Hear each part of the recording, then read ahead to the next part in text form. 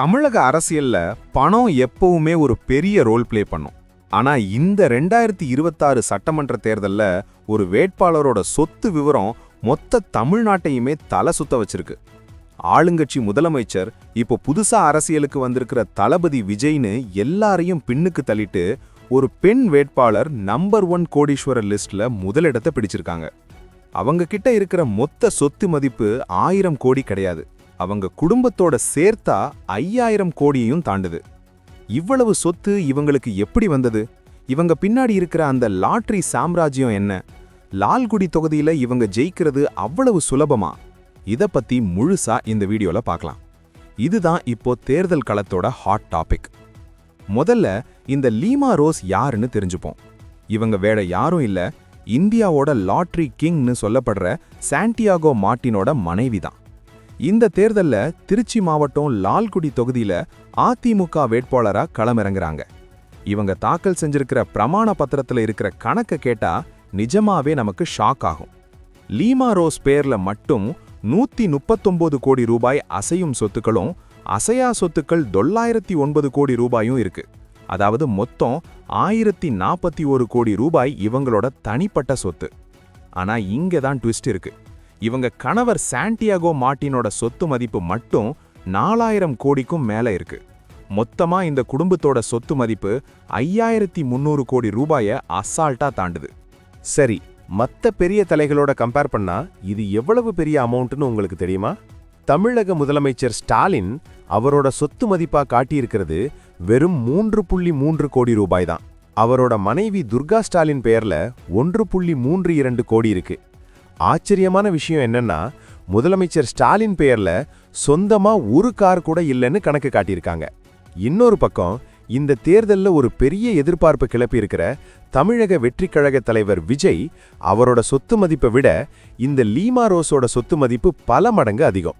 இதனால தான் இப்போ சோஷியல் மீடியால யார் இந்த லீமா ரோஸ் அப்படிங்கிற தேடல் அதிகமாயிருக்கு. இவ்வளவு பணத்தை வச்சுக்கிட்டு இவங்க ஏன் அரசியலுக்கு வரணும்? அதுவும் லால்குடி தொகுதியை ஏன் தேர்ந்தெடுத்தாங்க? இந்த இடத்துல ஒரு முக்கியமான பின்னணியை நம்ம கவனிச்சாகணும். லீமா ரோஸ் திடீர்னு அதிமுகவுக்கு வந்தவர் கிடையாது. இதுக்கு முன்னாடி லட்சிய ஜனநாயக கட்சி அப்படிங்கிற ஒரு கட்சியில இருந்தாங்க. பிப்ரவரி 9ஆம் தேதி தான் அந்த கட்சியிலிருந்து விலகி பிப்ரவரி 17ஆம் தேதி எடப்பாடி பழனிசாமி முன்னிலையில அதிமுகவில் இணைஞ்சாங்க. இவங்க கட்சிக்கு வந்த ஒரு மாசத்திலேயே இவங்களுக்கு சீட்டு கிடைச்சது கட்சிக்குள்ளேயே சில சலசலப்புகளை உண்டாக்கியிருக்கு. இவ்வளவு பெரிய கோடீஸ்வரருக்கு சீட்டு கொடுத்ததுக்கு பின்னாடி பலமான பணப்பரிமாற்றம் நடந்திருக்கலாம்னு சில அரசியல் விமர்சகர்கள் கருத்து சொல்றாங்க. ஆனா இது அதிகாரப்பூர்வமா உறுதிப்படுத்தப்படாத ஒரு தகவல் தான். சரி, இப்ப நீங்க சொல்லுங்க, அரசியல்ல ஒரு வேட்பாளரோட தகுதியை அவங்க சொத்து மதிப்பை வச்சு முடிவு பண்ணலாமா, இல்ல அவங்களோட மக்கள் பணியை வச்சு முடிவு பண்ணணுமா? உங்களோட கருத்தை கமெண்ட்ல சொல்லுங்க. லால்குடி தொகுதியோட வரலாறு பார்த்தா அது 2006ல இருந்தே திமுகவோட கோட்டையா இருக்கு. சவுந்தரபாண்டியன் அங்க தொடர்ந்து ஜெயிச்சு வர்றாரு. 2021 தேர்தல்ல அதிமுக அங்க சுமார் 22,000 வாக்குகள் வித்தியாசத்துல தோத்து போச்சு.